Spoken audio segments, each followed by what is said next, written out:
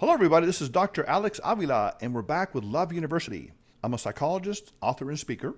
And each week we talk about how to love yourself, others, and a higher nature, how to improve your life, your relationships, your health, your spirituality.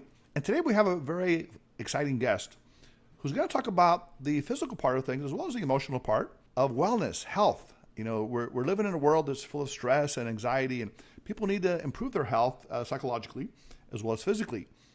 So I want to introduce to you Dr. Jayne Rogers. 40 years in the wellness industry. She's a leading wellness authority, presenter, writer, recipient of several industry accolades. She's been on radio, television, and even publications such as Shape, Self Magazine, and the Wall Street Journal. Jayne is a faculty member of the American Council on Exercise and the founder of Profound Wellness. And on top of that, she's a certified personal trainer. Wow, what can't she do? welcome aboard, Dr. Jayne Rogers. Thanks for having me. Yeah, it's great to have you. It's amazing that we can meet each other. I know you live far away. You live up there in a beautiful area, I think, that's very kind of wilderness-like. Is that New Mexico where you live? Well, sometimes it feels like the wilderness. Okay.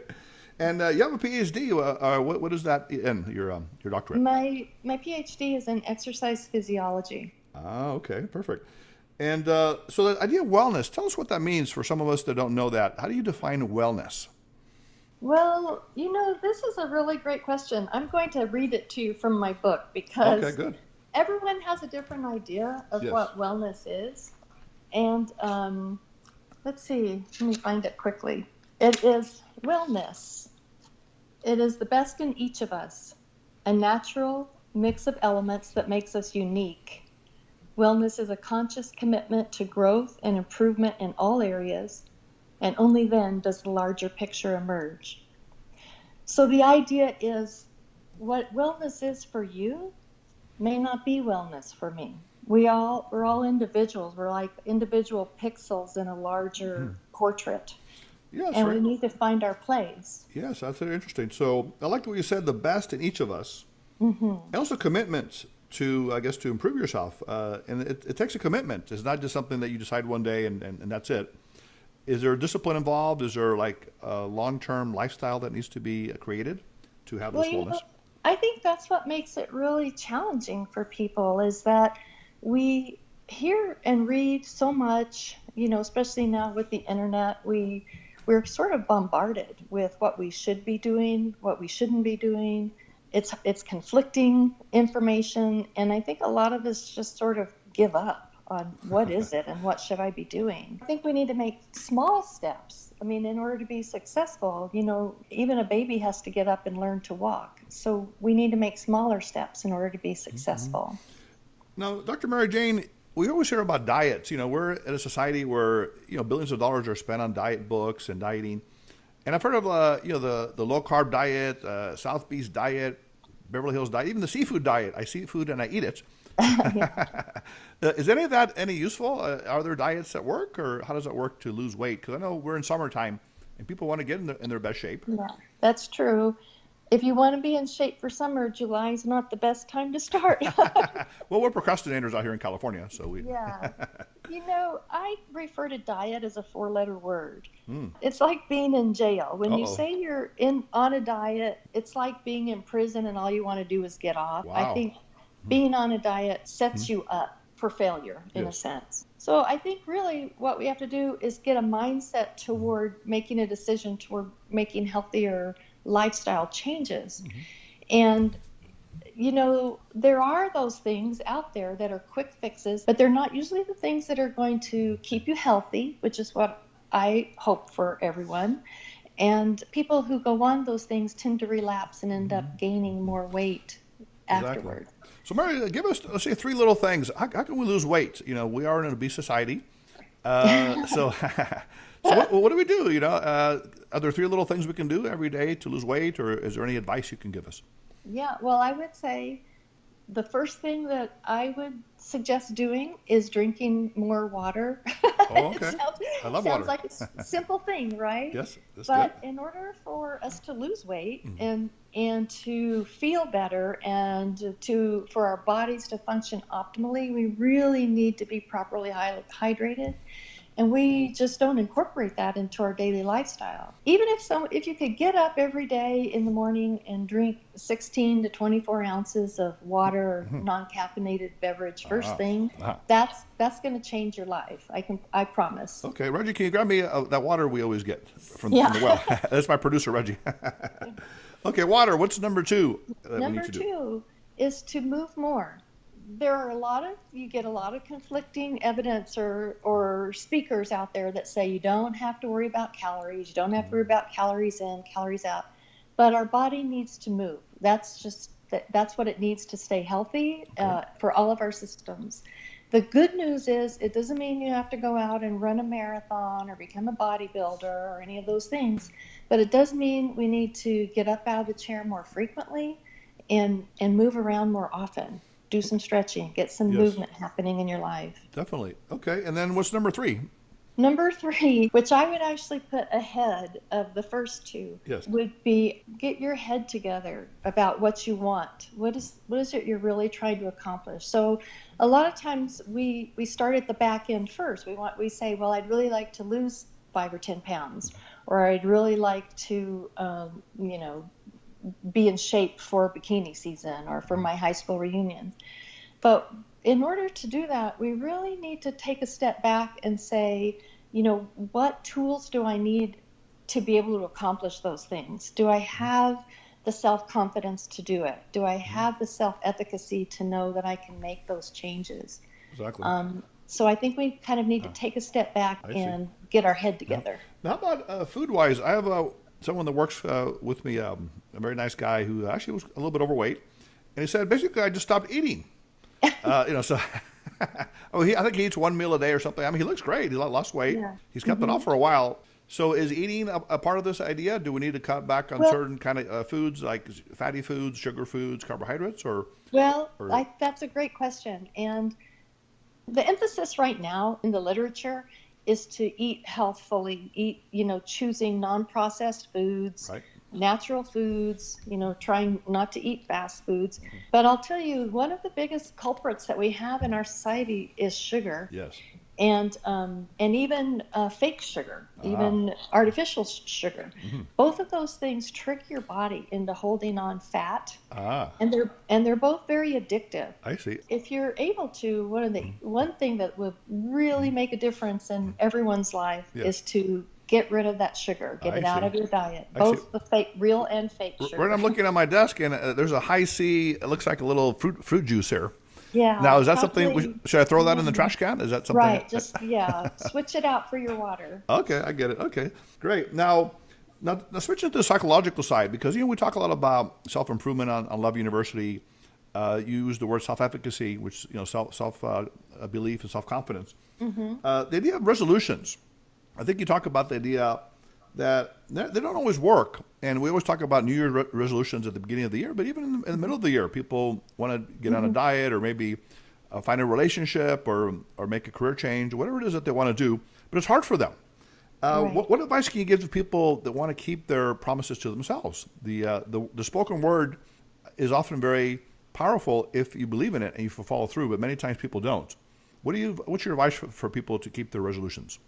That's a really good question. And I think there's 2 things. I think, first of all, making a resolution or a goal that is reasonable, that's attainable. In other words, as an example, to set a goal that I'm going to lose 25 pounds in the next month. That's not really a reasonable goal. So I think we have to be kind to ourselves and set goals or resolutions that are easier to attain and that we can see that they improve our quality of life, so that every day as we make steps toward completing that resolution, we can see and feel that we're making a difference in our quality of life. So we're reinforced, that behavior is reinforced to help us continue that on a regular basis. Mary Jayne, do you believe in love goals? Should people set a goal of either finding a soulmate or finding love? Or is that something you think that happens naturally?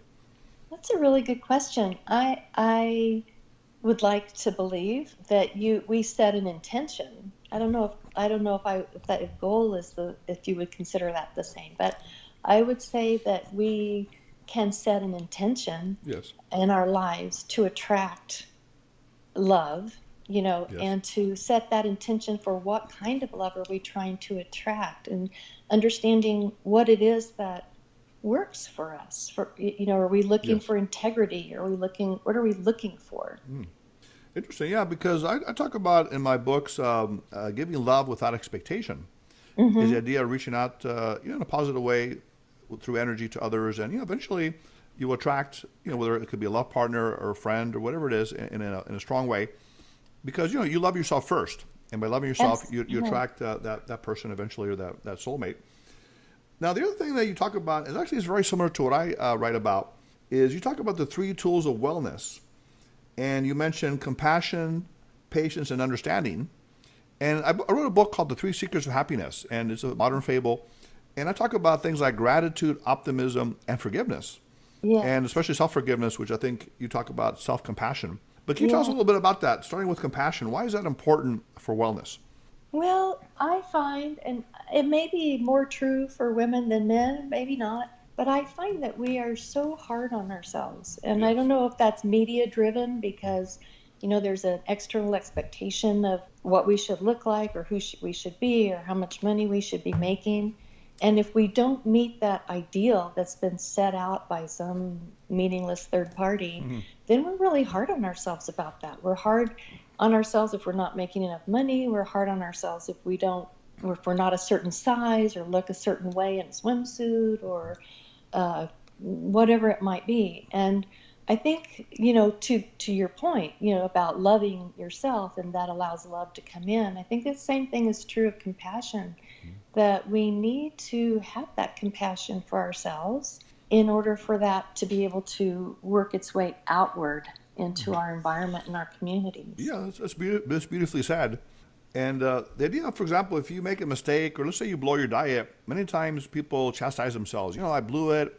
I might as well Right. go eat that chocolate cake now because I'm never going to lose weight. I'm And so bad. I can't ever do it right. yeah, And exactly. And that's kind of a regret that ties you to the past. So being able to forgive yourself kind of breaks that rope of the past. exactly. And in that example you just gave, to say, well, I made a mistake, and Yes. everyone makes mistakes. I can start again right this minute.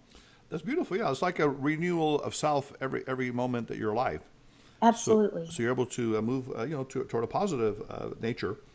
Right. And also the idea of patience. This is a beautiful term, and I also talk about this in my books on love and relationships. Is patience is something that's very rare in our society because everyone's Hmm. on technology. We're rushing around.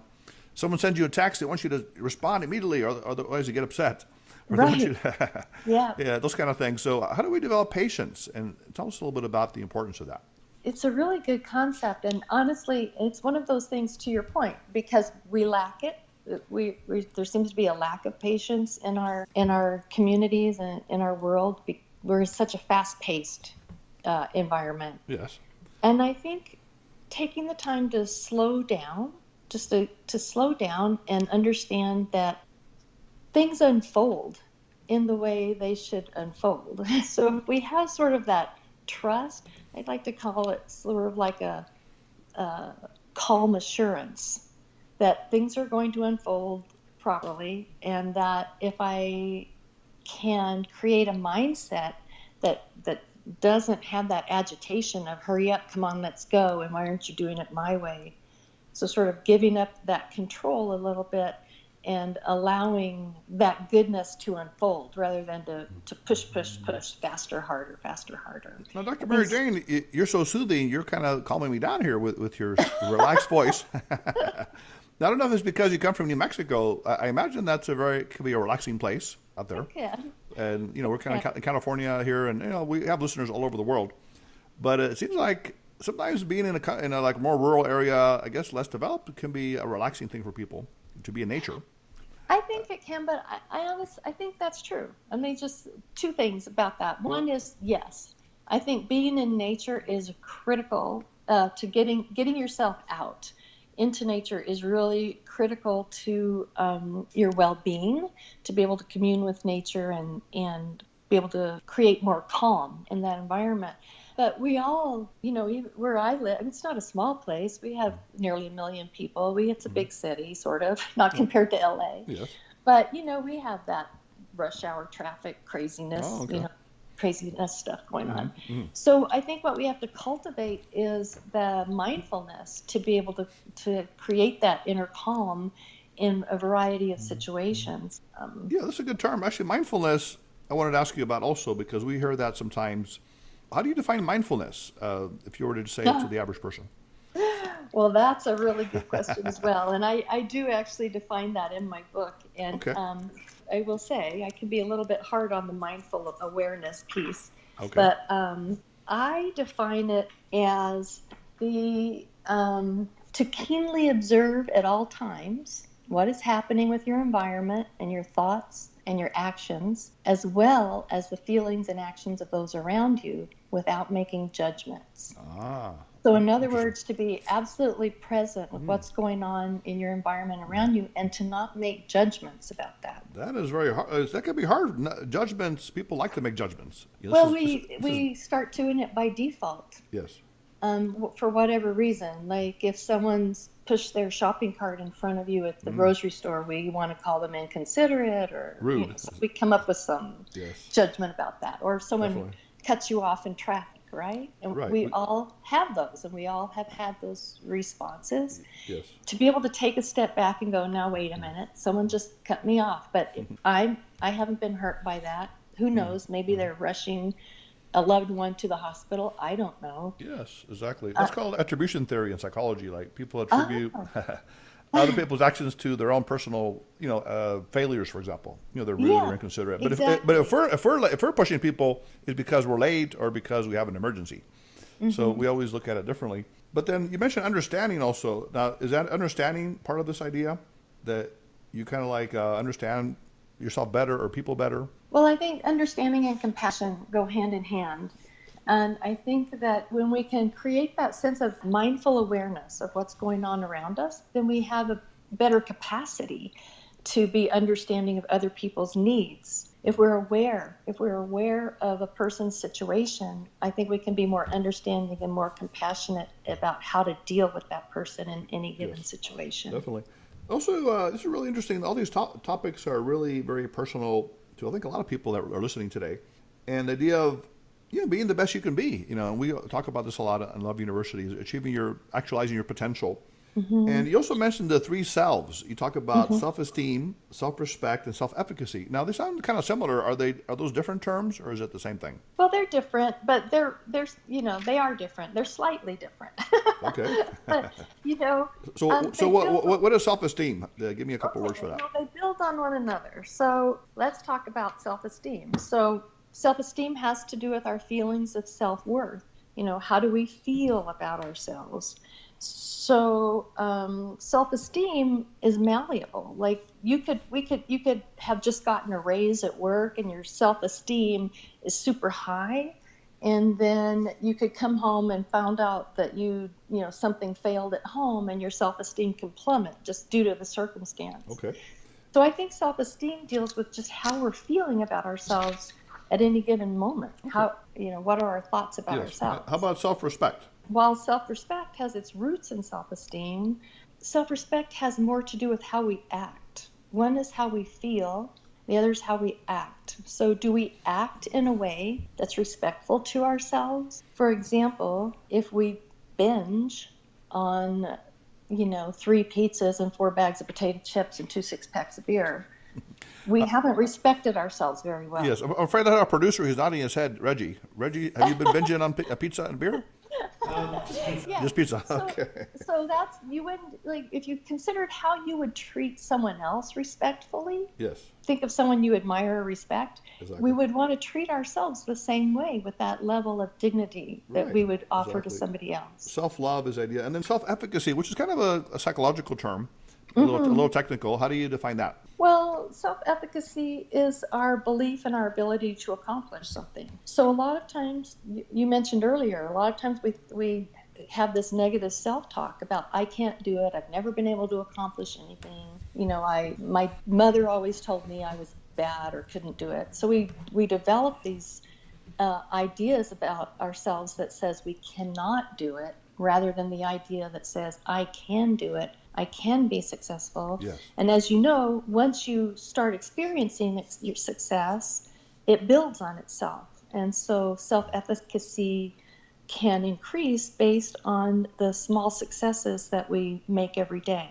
Exactly. Yeah. So it's like a stepping stone. Each small Right. success leads to the next. You build momentum, and you build Right. that kind of what we call flow in psychology.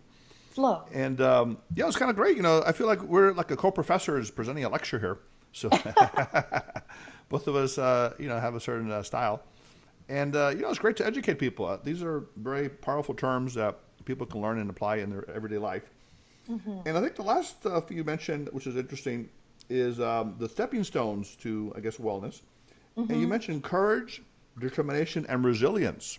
Right. So I'm thinking of a person that can overcome obstacles, whether it's abuse from their past, traumas, emotional problems. I work a lot with trauma victims. And basically, you learn from that and become stronger. Tell us a little bit about those three things. Well, I think courage, it seems like a funny thing to say, why do I need courage in order to be successful in this life change? But I don't know if you've experienced this, but if you, let's say you're a smoker, and let's say all of your friends are smokers, and then you decide to stop smoking, you could have pushback from all of your friends. You might lose friends. You may lose friends because you're no longer a smoker and you don't want to hang out outside the door and smoke on break. That's right. So I think there are things that we have to say. I am willing to step out of my comfort zone and engage that courageousness that I know I have within me to be able to make this change. And it may mean that I have to say goodbye to things that I've enjoyed in the past. Yeah, including relationships, maybe people that are not supportive. Maybe they might hold you back in some way. Exactly. So that can be hard. These are friends from a long time, maybe even a love partner that has some bad habits that are hurting you as well. Right. And exactly. it just came to me, Mary Jane, I've heard of this show called The Biggest Loser. Is that a real show? I mean, what happens with those people that try to lose weight on that? Well, of course, I'm biased, so I'll just say that up front. Okay. And it's not about that. I don't want to be disparaging about that show. Sure. Right. I take issue with the name. Oh, okay. Oh, I see what you're saying. Because they're loser. They're not really losers, but you see they're losers. Yeah, exactly. And then I also feel that what research has shown with that show is that most of those people gain all of their weight back. Oh, really? Because they haven't really learned all of those things we just talked about. They haven't taken the time to learn about self-esteem and self-efficacy and self-respect and that makes sense. all of those things, and to be able to make those life changes that came too sudden, and they're unable to transition into this as a lifestyle for the rest of their lives. I see. So you believe in a slow and steady path as a long-term solution as opposed to something quick and easy? Like some people say that these fads that are, I can lose weight quickly or something like that. Right. I just, like you said, I've been doing this for 40 years. 40 years, wow. And I can say definitively that those quick fixes just don't work. The things that work are it's like the fable, slow and steady wins the race. Yeah, so what is the turtle and not the rabbit? The rabbit ends up dead on the road or something, right? So. Right, exactly. You've got to put one foot in front of the other. Yes. And the other thing is, I think you really have to get in touch with how you feel. And that's a lot of the work that Jon Kabat-Zinn's been doing in terms of just really get in touch with how you're feeling and what it looks like. Don't you feel better? If you can attach to that, don't you feel better when you've chosen something healthier to eat? And don't you feel better when you've had plenty of water or herbal tea? Right. I think it's really helpful to be able to identify your feelings so that you know which direction you want to go in. Right. Now, talking about something a little on the spicy side, you do talk about sex life. And you said that exercise can improve your sex life, and then you talk about sex improving your life in general. Tell us about the health benefits of sex and also the exercises for it. Oh, well, clearly sex is a physical activity. So if you're in shape, if you've got a strong heart and you're more likely to have a more enjoyable sexual experience. Yes. Um, and we could have a lot of fun with this and talk about flexibility and that kind of thing. Yes. The thing is, with regard to sexually specific exercises, of course, both men and women should be doing Kegling or pelvic floor exercises to strengthen the pelvic floor. But my point is that healthy sex should be a fulfilling experience. That should be an experience that brings both people in the relationship, a happy and fulfilling, pleasurable experience. Yes. And it's a physiological, emotional need that we have as humans. So when we have the opportunity to experience that intimacy and that closeness with somebody, that translates out into the rest of our world, where we become more willing to share that. I'm not suggesting sharing that level of intimacy, but we are more prepared to deal with the day. We feel loved. We feel like we can share love with others, whether Definitely. It's our children or our community or however that translates out for you. There's a term I use called sexual transmutation, which is taking sexual energy, kind of for a higher cause, whether it's creating things or being a kind person or loving person. So many times it happens. You see couples that are successful in business, in their personal life, but also for society. Right. Now, one thing I want to ask you, Mary Jayne, is it's a little controversial, but the idea of cannabis is becoming more popular these days and is legalized. What do you think of cannabis in the medical sense? Do you think that's useful or not? I do think it's useful, and I'm looking forward to having all 50 states make it available to people. So your name Mary Jayne kind of fits with that, right? I know, they love me. They do. Yes. I see. So you're that's pretty common, right, out there. Do you guys have that medically? I mean, we have it in California legalized recently, in general, but do you have it in New Mexico? We do have medical cannabis. Oh, you do? Okay. And there's a big wave, in terms of the research here and educating people as to the benefits of medical cannabis and the different strains of cannabinoids that can affect different systems and how they're really narrowing that down to target specific problems and disorders. I see. Now, Mary Jayne, you're very, you're probably one of the most calming guests I've ever had. Your voice, I'm serious. So what makes you so calm? In a personal level, what makes you who you are? Are there any spiritual aspects to you or any, things you've learned in life that have helped you, become this kind of person? Well, it's that, there are those, there's every day, there's something every day, right? If you're mindful, if you maintain that mindfulness, then you have that gratitude every day. But that came about with me many, many years ago. And my life was just super busy with, I just gotten my doctoral degree. I had a couple kids. I was working, was doing all the soccer mom stuff, just super busy. And a friend asked me how do I feel? And I realized in that moment that I had no idea how I felt. I was so busy doing that I had not looked at how I actually felt and, what was going on. I didn't even have a word. I didn't even have a word to suggest how I felt. It was that far removed from my experience. Yes. So I think that really made me start thinking, how do I feel today? How do I feel in this moment? And that allows you to make those mindful decisions on a regular basis. I see. Now, something, the idea of turning pain into power is something I work a lot with. And the idea of failure, something you may have gone through in your life that's helped you learn something and become stronger. And reading out your materials, you mentioned that you actually are an introvert. Mm-hmm. And I actually wrote a book called The Gift of Shyness back years ago that talks about introversion and shyness as a positive trait in some ways. Cool. And today we have the power of introvert kind of as a movement for people. Mm-hmm. And also you mentioned something about you had some eating disorders as well. Can you open up a little bit about how that helped you overcome things? And I talk about this in my book as well. because people, if you were to look at me, you would not assume that I had any kind of issues with food. Yeah, they look great in there. So, but I have to push back and say, now wait a minute.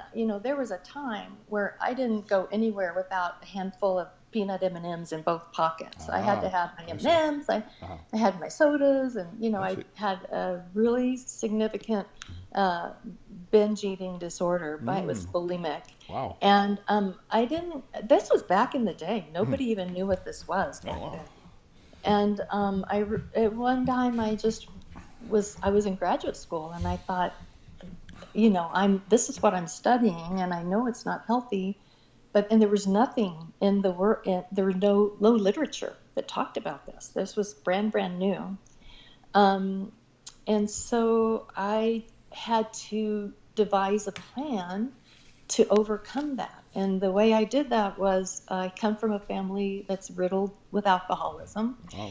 So I took sort of an AA approach, or a drug addiction approach, if you will. And I thought, okay, I'm purging this many times a week, binging this many times a week. I'm just only going to do it this many times this week. In other words, yes. So I started just cutting back and cutting back and cutting back until finally I was no longer engaging in that behavior. Having said that, an eating disorder is not like drug addiction or alcohol, because you can give up alcohol and drugs, but you can't give up eating. I think that's a very good point.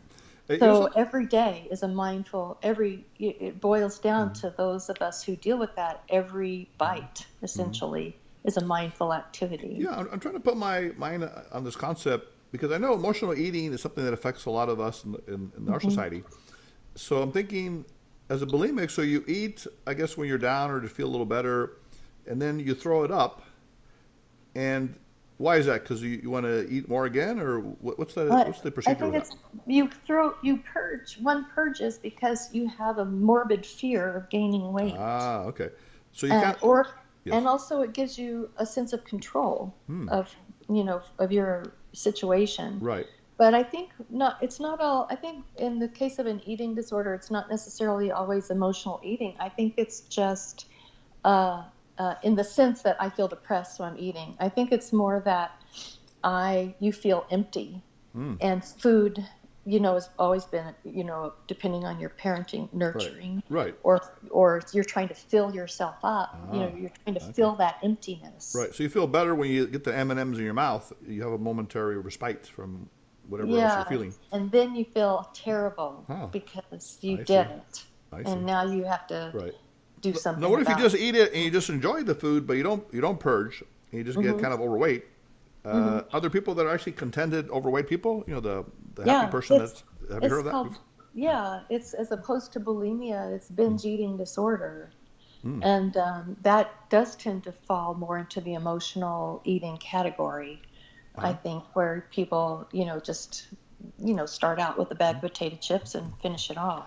Oh, no. What I mean is, can you be a happy overweight person? You see the stereotype of the jolly, jolly big person. Is that possible? Or no? Yeah, I think happiness comes from within. I don't think happiness. It comes from your scale. I think your scale can actually make you unhappy. Well, yeah. They say that's why overweight people are somewhat happy. They don't have to diet, so everyone else is suffering and they're enjoying life. Maybe. That could be true. That's if they're not ill from exactly. If the health issues don't come on. Right. But isn't there a movement today to accept the full-figured woman or man, as kind of a positive in some ways, if they're happy with who they are? Right. I think those are the two keys. Are you happy? It goes back to, how do you feel? Yes. Are you feeling happy? Do you feel healthy? Do you feel, completely in charge of your life? And are you healthy? Are you suffering from diabetes or heart disease or one of the others? Exactly. Now, Mary Jayne, this is really interesting. The stuff you're telling us is very practical and very, very inspiring. So let me ask you, what's been one of the biggest investments you've ever made in your life? It could be time, but maybe even money and energy. And how did it pay off for you? What's been the biggest investment? The biggest investment I've made in my life, of all three, time, energy, and money. Anything. Raising children. Okay, raising children. All three. And they turned out pretty good? You're pretty happy with it? That goes back to that point of how does it pay off? And I guess the way you describe that is perfectly, are you happy with it? And I think I want for my children to be happy and healthy and to be, global citizens of the world. And they are. So from that respect, I would say it paid off. Okay. And if you're a grandma, it's even better, right? Are you a grandma yet? Not yet. Oh. Not yet. That'd be a whole different stereotype that you can change, right? The happy grandma that looks nice. That's right. That looks good. That's right. And now you wrote a great book, actually, that's from Overwhelmed to Inspired, which I think is a great title. Thank you. And I really like your book cover where you're kind of floating in air or something like that. You're flying. So what do you do? How do you balance yourself, yourself personally, when things get overwhelming? Do you still eat M&Ms, or do you do something else? Nope. I haven't had an M&M for a long way. time. Okay. But I have gone through. It depends on what is the overwhelming circumstance. But generally, I meditate. I do yoga. I exercise. And the type of what I'm doing depends on what's on my mind. What's the overwhelming thing? So sometimes just being quiet, being still, being present in meditation is helpful. But sometimes, going and getting a pretty vigorous workout helps get things knocked out. And there have been times, another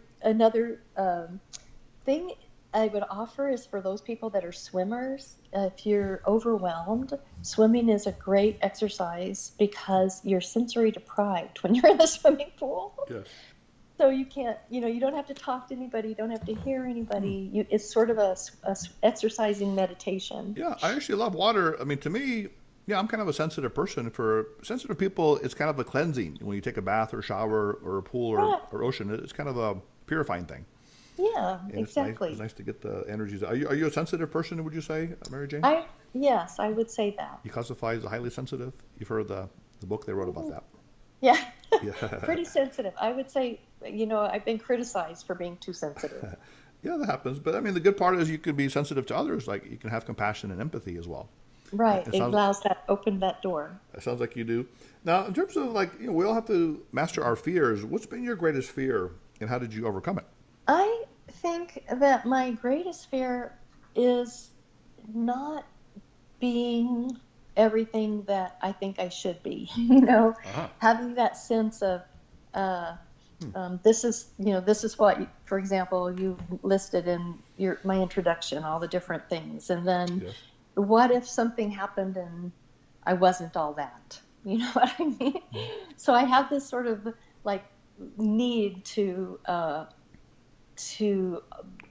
be everything that I profess to be, and my fear is to not live up to that standard, I guess. Interesting. So are you like a perfectionistic person? You have very high standards for yourself? I have higher standards for myself than I have for other people. Okay. So I don't know how that qualifies. So do you forgive yourself? I mean, how do you deal with that? Do you have self-compassion and say, well, I'm not going to be the best at everything, but I'll be 80% good? It's a work in progress. Exactly. So all of these things that we talk about, I have to work on for myself as well. Those are all issues that I have to say to myself, it's okay if you weren't number one. It's okay if you didn't, if your book didn't win that book contest. I think so. That's a good point. I think all of us that are, creators and achievers maybe have that to a certain extent. Mm-hmm. So being self-forgiving. Now, besides your children, Mary Jayne, what is your greatest accomplishment, do you believe, in terms of your career? I mean, anything you've either written about or something special you've done that you really are proud of? I would say my biggest accomplishment, I guess if we put that in the situation, if we change that to accomplishment being what a life lesson I've learned from, and making that changing that, that definition of accomplishment. Okay. I would say I've learned that it's critically important to be true to yourself, to recognize, to hear that inner voice and honor it. And that when we ignore that, we run into trouble. So most of our society is set up for us to ignore that voice. Everything else is talking to us. and we don't hear that inner voice. So I think for me, to be able to look back on my life and say, when I've been most successful is when I've been able to hear that inner voice and stay true to that, to my values and that inner voice. I love that. That's a very spiritual answer. And I agree, the idea of being authentic and your intuition and all these things. But not everyone has that mindset. A lot of people are more practical, or, they have different ideas. Mm-hmm. But I think it is good to inspire others to think in this higher way, that, being true to yourself is very powerful. Yeah. And well, if you were to say my greatest accomplishment was when I made that $2 million when I did X, right. Y, best-selling book or something like that. Yeah. What led to that? How did you get there? There was something else that led to that. And I think that inner voice, that inner guidance is what leads you to having that, successful outcome. Definitely. Now, in terms of your business ventures or anything that you're working on, are you anything excited about that you want to tell our listeners that you want to talk about?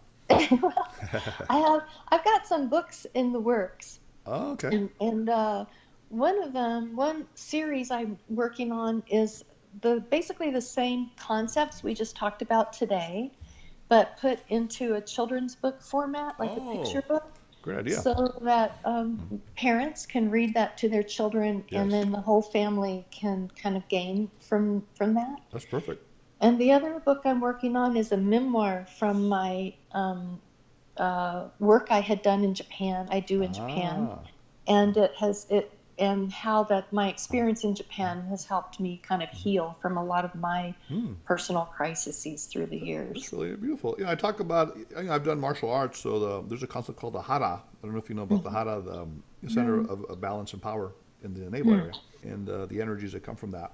And the other idea is that, educating children, that's a great idea, because like I talk about in Love University, we don't learn how to love at school. We don't learn how to have great relationships or even have self-empowerment. Right. We learn mathematics and science and other stuff, but we don't really learn the really valuable things in terms of human nature. Mm-hmm. So it's great that you're kind of doing the same thing. You're educating people at a younger age. That's what I think. And I also feel like, as much as I think books are great, I don't feel that most Americans take the time to read.